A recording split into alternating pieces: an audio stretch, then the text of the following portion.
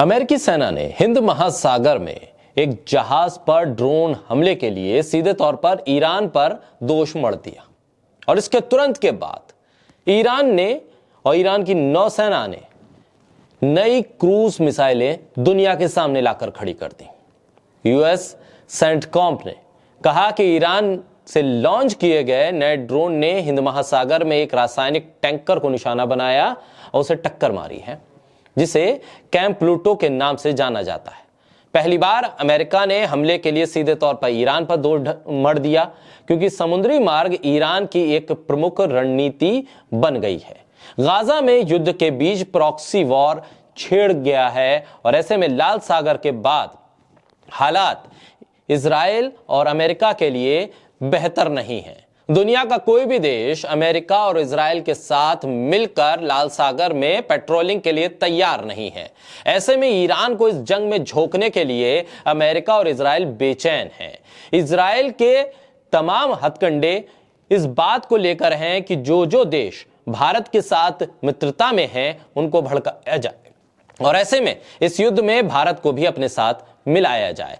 ये तमाम हथकंडे लगातार अपना रहा है अमेरिका और इजराइल, लेकिन इन तमाम चीजों के बीच ईरान ने जिस तरह से नई क्रूज मिसाइलें दुनिया के सामने लाकर खड़ी कर दी हैं, उसने अमेरिका को भी चेता दिया है कि आने वाले वक्त में अमेरिका भी निशाने पर है। ऐसे में गाजा में युद्ध के बीच प्रॉक्सी वॉर छिड़ गई है। ईरान ने फिलहाल इस मामले पे कोई बयान नहीं दिया।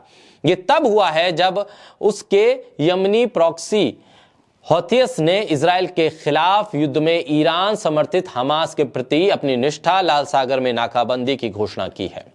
सेना के नौसैनिक बलों में तलैया और नासिर नाम की रणनीतिक क्रूज मिसाइल प्रणालियों के साथ साथ कुछ दूसरे ड्रोन सिस्टम और एक नई पनडुब्बी लोकेटर सिस्टम भी शामिल किया है ईरान ने।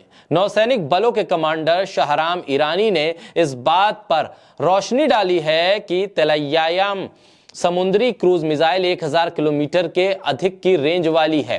1000 किलोमीटर के दायरे में वो हमला कर सकती है और पूरी उड़ान के दौरान बुद्धिमानी से काम करती है, बहुत टेक्निकली काम करती है। इसके अलावा नासिर समुद्री क्रूज मिसाइल भी सामने आई है जो 100 किलोमीटर से ज्यादा की रेंज में हमला कर सकती है। अपने विध्वंसक कार्यप्रणाली के चलते इसकी क्षमता का प्रदर्शन बहुत जबरदस्त होगा। मध्य पूर्व में सबसे बड़ी मिसाइल कार्यक्रमों में से एक ईरान का दावा है कि उसकी मिसाइलें इस क्षेत्र में इजराइल और अमेरिकी ठिकानों तक पहुंच सकती हैं। इसलिए अमेरिका भौचक्का है, परेशान है और ईरान को इस तरह से जंग में खींचने की कोशिश कर रहा है कि उसके दोस्त उससे नाराज हो जाएं। इसीलिए कभी भारतीय जहाज होने का दावा कर देता है अमेरिका और कह देता है कि भारतीय जहाज पे ईरान ने हमला कर दिया, लेकिन बाद में वो दावा खत्म हो जाता है और ईरान भी प्रतिक्रिया नहीं देता और भारत भी इस पर बहुत ही सधी हुई प्रतिक्रिया देता है। इसके अलावा संयुक्त राज्य अमेरिका, यूरोपीय देशों के विरोध के बावजूद तेहरान ने अपनी डिफेंस सिस्टम को मजबूत किया है, डिफेंस मिसाइल सिस्टम को मजबूत किया है और इसकी घोषणा कर दी है, दुनिया के सामने लाकर खड़ा कर दिया है। ईरान का कहना है कि उसकी बैलिस्टिक मिसाइल संयुक्त राज्य अमेरिका, इजराइल और दूसरे इलाकों में भी दूसरे देशों पर भी जवाबी कार्रवाई के लिए सक्षम है। इस सब के बीच सेनेटर लिंडसे ग्राहम ने अमेरिका से यह मांग की है कि ईरान पर वो हमला कर दे और ईरान को पूरी तरह से तबाह कर दे, नक्शे से मिटा दें। ये वही ग्राहम है जिन्होंने रूस को लेकर भी यही बातें कही थी। ऐसे में पुतिन ने अकेले ही बता दिया था कि यूक्रेन की स्थिति क्या है और नेटो को किस तरह से उन्होंने परास्त कर दिया था, यह भी दुनिया ने देखा और अमेरिका का चहेता यूक्रेन आज भी अमेरिका से सिर्फ हथियार खरीदता नजर आ रहा है। इस सब के बीच जहां गाजा में हमास और इजराइल के बीच जंग में हमास का अपर हैंड फिलहाल नजर आ रहा है और इजराइल पिछड़ता नजर आ रहा है, रेड सी में भी इजराइल घिर गया है।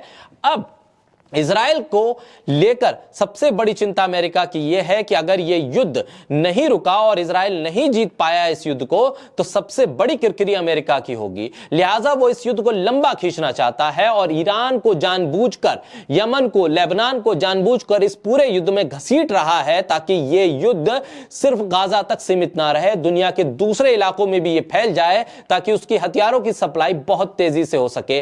लेकिन ईरान ने जिस तरह से मुंहतोड़ जवाब दिया है और ईरान के सहयोगी, ईरान के दोस्त भारत ने भी जिस तरह की प्रतिक्रिया दी है, अमेरिका के लिए वो बहुत बड़ी चिंता है। अमेरिका पूरी तरह से अब खामोश हो गया है। जिस तरह से हथियारों की होड़ अमेरिका लगाना चाहता है, जो उसने अफगानिस्तान में किया, जो उसने इराक में किया, वो ये चाहता है कि गाजा भी अस्थिर हो जाए और मध्य पूर्व के दूसरे देश भी अस्थिर हो जाएं।